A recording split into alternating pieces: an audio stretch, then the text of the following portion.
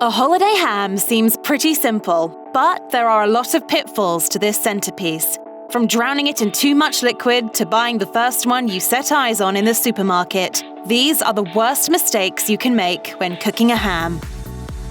Supermarket hams are hit and miss. There's a small chance you might find one that tastes decent, but more often than not, this store-bought variety tends toward disappointing. Since rubbery and bland ham isn't what you want to risk for an occasion as special as holiday dinner, take the time to plan ahead. Call your local butcher to order a smoked bone-in ham in advance, or order one from an online specialty shop. If you do go the grocery store route, don't just grab the cheapest option. According to Midwest Living, the lower-priced hams are often injected with water, which doesn't do a lot for the taste or texture. Check the label for phrases like ham, water added, or ham and water product, which indicates this is the case.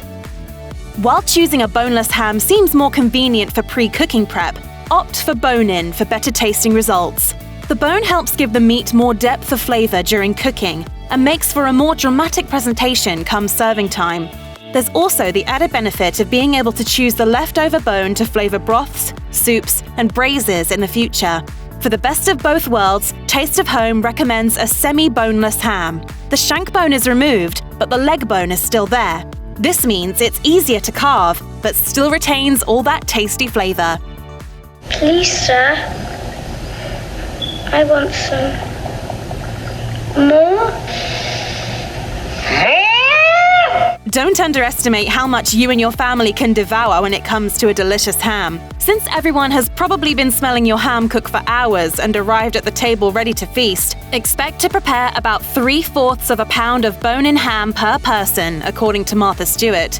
If you opted for a boneless ham, you can adjust that to about 1/2 of a pound per person. And don't forget to leave enough for leftovers. Leftover ham is a delicious benefit of the ham cooking process. Think overfilled sandwiches, hearty omelettes, and meaty soups. While it may be intuitive to add tons of wine, stock, or water to cook your ham in order to keep the meat moist, don't go overboard. While some chefs suggest adding about 1/2 cup of liquid to the bottom of the pan to prevent the ham from sticking, it's not intended for basting. The fat from the ham will melt during cooking, keeping the meat plenty moist. If there's too much liquid in your pan, your ham will boil instead of baking. While we're on the subject of moisture, don't forget to cover your ham with aluminum foil while it cooks. Whilst ham is large and cooks at a lower temperature for a longer period of time, covering it helps the meat retain its natural moistness. It's an easy step to take, but crucial nonetheless. If you don't, you can almost guarantee your ham will be dry and unappetizing. Oftentimes, when you buy a ham, it comes with a little packet of pre-made glaze to make things easy. Do us a favor. I'll throw it in the trash. You heard Bruce. A home-cooked ham is a special occasion, so go all out and make your own glaze. Traditionally tasty options meld sweet and salty flavors to produce the perfect shiny lacquer for your holiday ham. It's easier than you think. For the basic glaze, start with brown sugar and honey, and then add mustard to taste. Just make sure you wait until the right time to apply it. Avoid brushing your homemade glaze over your ham too early, as it will surely burn over the long course of cooking. The last thing you need after all your hard work is the faint taste of burnt meat in every bite. Yikes. Instead, brush on the glaze about 15 to 20 minutes before your ham has finished cooking. Doing so gives it enough time to set, but not so much time that it burns. Low and slow is definitely the way you want to cook your ham.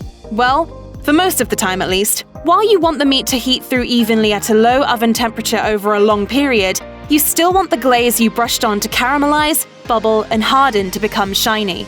In order for the glaze to transform into a beautiful hardened outer shell, you'll need to increase the temperature to about 450 degrees for the last 15 to 20 minutes. Since burning is a risk, be sure to keep an eye on the ham during this crucial time. Speaking of timing, it might be tempting to rely solely on whatever recipe you're using to determine how long to cook your ham. It's a little more complicated than that. Keep in mind that most hams you bring home are already fully or partially cooked. You're essentially reheating the ham. That said, you want to cook it in the oven only until the internal temperature reaches a safe 145 degrees. And how long that takes depends on both your oven and the size of the ham. If you cook it too long, you risk drying it out beyond repair.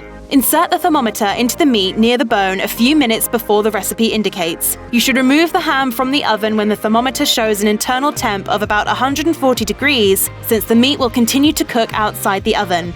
Once you're done cooking your ham, you want to be sure to rest the meat properly. Once it's been removed from the oven, set the ham aside for about 15 minutes. Doing so allows it to finish cooking and the juices to reincorporate themselves, leaving the meat moist and juicy. Now that you know what to look out for, there's nothing stopping you from preparing a dazzling and memorable ham. Enjoy!